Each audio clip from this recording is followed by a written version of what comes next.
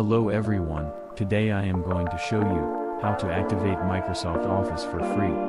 First of all, go to this PC, then search for Activator Win10. When you find the file, open it. After that, click on this Windows command script.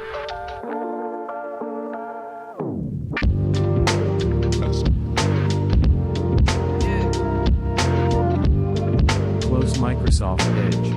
Now to activate your Office, just press 1 on your keyboard and that's it.